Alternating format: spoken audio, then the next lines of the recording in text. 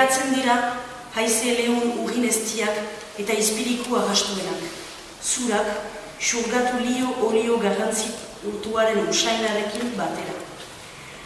Armairu eredugarriak izaten dira, oia junta eta lerrokatu usaintxuz beteak, apalez apal gauza bakoitzak du lekua, erantzuki, akatsik gabeko leku eta harimen altxalekuan.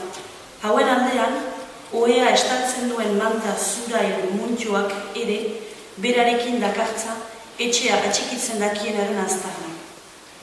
Dena da xuri baino xuriagoa, ez baitaiteke aferatipia, plegu honean ezagia, itzal, mantxa edo gabeziarik gabea. Eta zer egan sulardaz? Amek eta amek hainbeste denbora pasatu leku bereziez, nornairen begibistatik urruneko territorio esklusibo eta bestei dedikatzeko hori ez. Sukalde saietxean, hor daude kazola, tupina, zartagin eta mila botiga. Hunkidarririk zurerian behera, gaizki lerokatu hiltzeetan zilintzu. Hantxetan, gela erdi ilun eta freskoan, bestalde, apael gainkargatutan, nork daki nola, orekaren arauak hautsiz, olio, gantza, kontserba, xingar puska lehorrak nahasten dira, hortik ahantziak diruditen tipulen artean. Tipulak, hainbeste txikituak, sulerdan berean, xutik.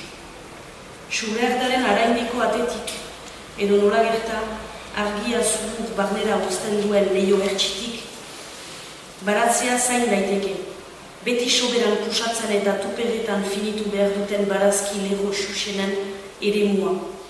Janlekua alaitzerat beharko duten, loreak nun nahi isurtzen direla, kolorea zukratutan, eguzki gorritan argi idorez itorik.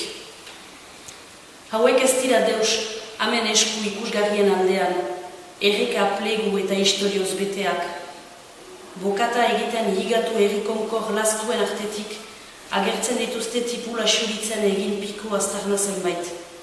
Baita berek bakarrik jakin eta sekulan kontagai ez dituzteketen zauri zaharen ondar ja ikusezinak.